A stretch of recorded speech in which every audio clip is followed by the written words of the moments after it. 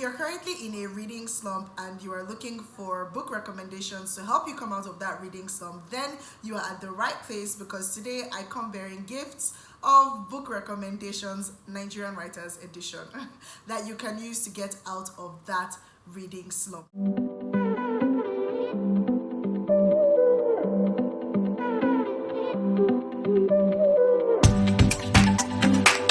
Hi guys, welcome back to my YouTube channel. It's Rachel here. As always, hit that subscribe button so you never miss a thing. You can also like this video so that it is be fair to other viewers as well. Today, like I said, I'm going to be sharing a few book recommendations that I feel will be helpful to get you out of that dreaded reading slump that you find yourself in.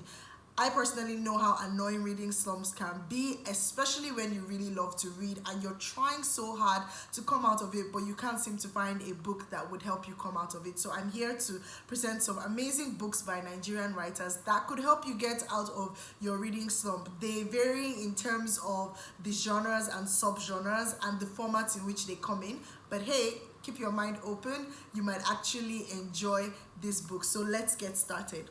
My first recommendation to come out of a reading slump is Becoming Nigerian, a Guide by Nathan John. If you've read this book before and you're in a reading slump, you should probably pick it up and read again. This is a funny, hilarious book. Look, like when I first started the first page of this book, I was howling so loud. Like, I feel like at the end of this book, my neighbors probably thought that I was crazy when I read it. And why I love this book is because it's not that long. So it's about 136 pages. Okay, yes, I've been warned that long is quite relative and short is quite relative and subjective. But I mean, 136 pages of something that is amazingly funny. And if you're Nigerian, you will definitely be able to relate to this book and have a very swell time while you are reading. If you are not Nigerian and you have Nigerian friends, you'll also be able to relate. And if you're not Nigerian and you don't know any Nigerian person, then this is also a very good recommendation for you, because you will have an interesting time reading it. In Becoming Nigerian, Nathan John provides an affecting, unrestrained and satirical guide to the Nigerians you will meet at home and abroad, or on your way to hell and to heaven. It is a searing look at how power is performed, negotiated, abused in private and in public, in politics, business, religious institutions, and in homes. From the exploration of religious hypocrisy to inequality in matters of the heart, the collection is a jab at Nigerian society and what it means to be a Nigerian. Beyond poking fun at the holders of power, it is a summons, a provocation, and a call for introspection among all levels of society. As is often said in Nigeria, when you point with one finger, there are four others pointing back at you. This engrossing read is a must-have for Nigerians on how to move beyond shame and arrogance, and for non-Nigerians, a uniquely informative guide on how to accept their awe and envy of Nigerians. It is an invitation for everyone to embrace and rejoice in their inner Nigerian. Here is your definitive guide to becoming Nigerian. The next one is Zikora by Chimamanda Adichie, and it only comes in soft copy. I did a review on this book. Now, I know that when I finished reading this book, I was left feeling like, why? Like, what was the point of what I read? But I would recommend it for you to come out of a reading slump, and here's why. One, it's really short. I think the version I read was like 37 or 40 pages. I don't think it's more than 50 pages generally on whatever platform you find yourself reading it on.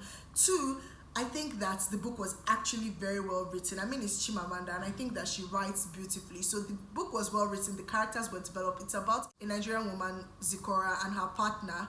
I always forget what her partner's name is. Oh my goodness, I can't even remember at this point. And I honestly could not remember in the book review that I did. So I kept the review spoiler free. You guys can go and watch that as well. But it's a very short, compact book. It explores the life of Zikora and her experience when she gets pregnant, you know, and a couple of other things that happen. I will not give any spoilers, but it's short, very succinct. I had an issue with the end, and I was like, But that's for you to explore. Some people read the book and left it feeling like, oh my goodness, this is such an amazing book. There was nothing wrong with it. Like, I'm good to go. In fact, I don't even need a longer version of this book. The ending was perfect, and that's for you to decide. But it's a very short book that you can literally finish in one sitting. And the good thing about some of these recommendations is that when you're done reading them, you feel like, yes, I've actually read something, and then that encourages you and inspires you to move on to the next book. So you can try out Zikora, make of it whatever you will, do whatever deep introspection you need to do. It's a nicely written, well-developed book. The third recommendation is On Ajay Crowther Street by Nathan John and Alaba Onajin.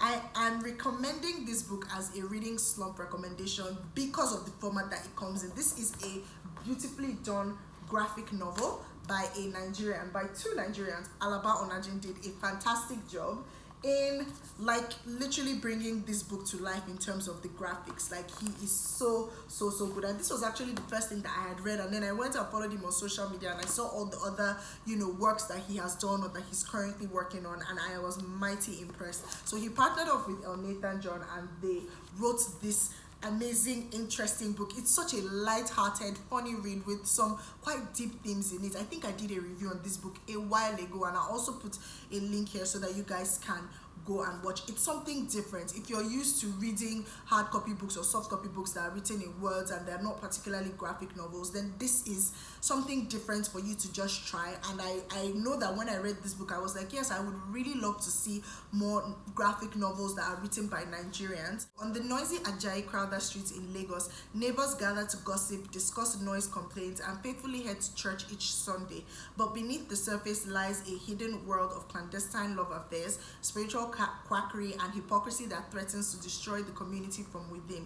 On Ajay Crowther Street peels back the curtains on the lives of Pastor Akpobore and his family to reveal a tumultuous world full of desires, secrets, and lies. His only son, God's Time, is struggling to hide his sexuality, while his daughter, Ketura, must hide the truth of her pregnancy to preserve her and her family's image. But it is the Reverend himself who hides the darkest secret of them all. So this is a lovely light read. It's something that you will enjoy. You can literally finish it in one sitting because the pictures are there. If you've grown up in Lagos or some parts of Lagos, then you can identify some of the places like City Hall, and I think that Alaba did a lovely job. And of course, Nathan is Nathan, so you're not really expecting anything less. I love the fact that although this book is light, it also explores some deep and important themes which you may be able to relate to as we see in our Nigerian society. My next recommendation will be My Sister the Serial Killer by Onyinkan Brightwaite. Now, I read this book quite a while ago. I am recommending this book because it is short. The chapters are very short. When I say short, of course, like I said, short is relative. It's 220 something pages, but the chapters are quite short and the story is actually fast-paced. I don't think that it's like the best story on the planet, but the plot is very engaging and the chapters are very like well put together. The ending, I'm like, you know what, I literally flung my book away. I'm not going to give any spoilers, but the ending got me like, I think that Onyinkan did a very good job. This is something that, in fact, somebody, I think, was it on YouTube or where, did like a teaser of a trailer of some sort of what this book could look like if it was a movie, and I was so impressed. It was so intriguing because I really liked the storyline. Now, let me read out the synopsis. Satire meets slasher in this short, darkly funny hand grenade of a novel about a Nigerian woman whose younger sister has a very inconvenient habit of killing her boyfriends. Korede is bitter. How could she not be? Her sister Ayola is many things: the favorite child, the beautiful one, possibly sociopathic, and now Ayola's third boyfriend in a row is dead. Korede's practicality is the sister's saving grace. She knows the best solutions for cleaning blood. The trunk of her car is big enough for a body, and she keeps Ayola from posting pictures of her dinner to Instagram when she should be mourning her missing boyfriend. Not that she gets any credit. A kind, handsome doctor at the hospital where Korede works, the bright spot in her life, begins to fall for Ayola. When he asks Korede for Ayola's phone number, she must reckon with what her sister has become and what she will do about it. So yeah, this is a very good recommendation if you're looking to come out of a reading slump. Another recommendation to come out of a reading slump written by a Nigerian writer is Stay With Me by Ayobami Adebayo. I will continue to recommend this book for everything, for like, even if it's reading slump recommendations, if it's fiction recommendations, if it's just because you want to open a book recommendations, Ayobami Adebayo is like my person. This is an amazing book, and I think that you should read it, especially if you're trying to come out of a reading slump. It is a very intriguing, explosive book that is full of plot twists, carefully crafted, carefully, intricately woven into this book. Like, I cannot give Ayobami enough credit for the amazingness that is Stay With Me. So if you're looking for something that is an engaging page turner written by a Nigerian writer to help you come out of that reading slump, then this is one for you. Another recommendation to help you get out of a reading slump, written by a Nigerian writer, is Love's Persuasion by Ola Awonubi. Look at how small this book is. Look at how like compact it is. You can literally carry it everywhere. This is a romance book, and I remember when I was trying to enter into the world of romance, this was literally one of the books that helped me do that, because it was short. It was one of those feel-good romance kind of books that afterwards you just end up smiling and feeling really good.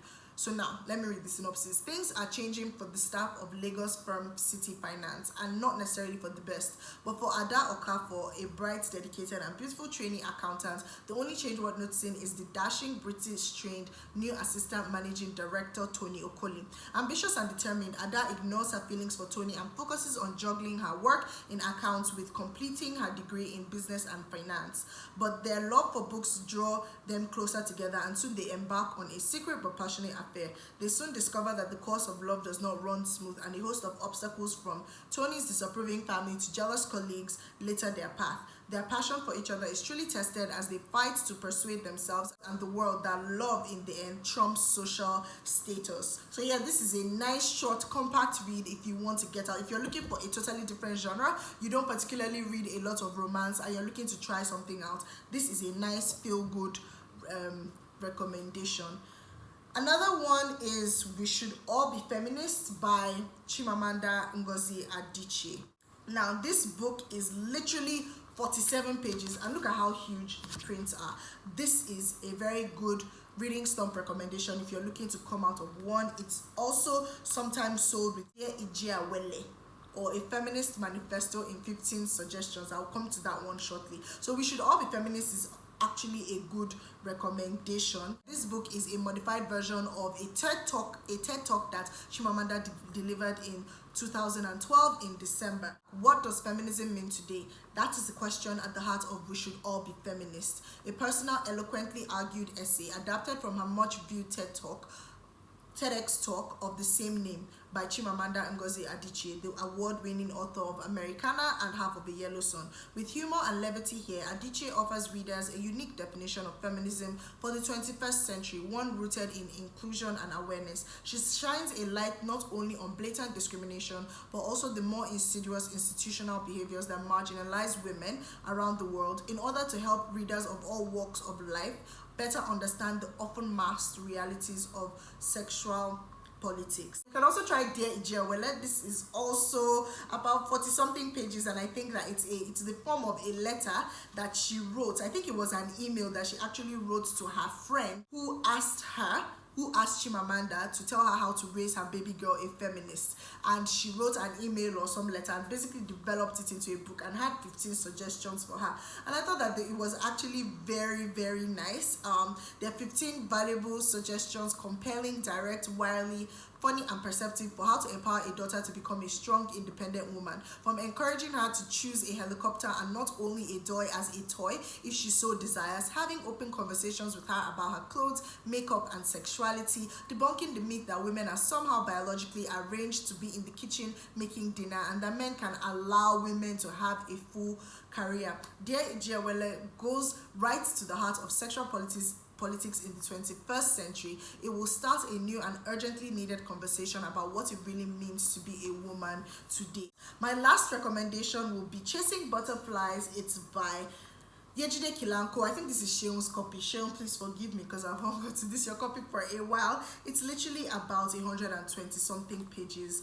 I like this book. It's very simple. I didn't really expect much from it. It's just a simple, easy, light read that you can enjoy. It has deep themes, granted, but I think that for me, because it's short and it was a page turner, I was able to just see it through. So Titilope Ojo left Nigeria for the United States over a decade ago, but her mother's words remain fresh in her mind. She is married to Tommy Day, a handsome and charismatic man who she is afraid of. She spends each day anticipating his moods and lives in fear of offending him. She takes great care to try and love him just the way he wants, but will it ever be enough?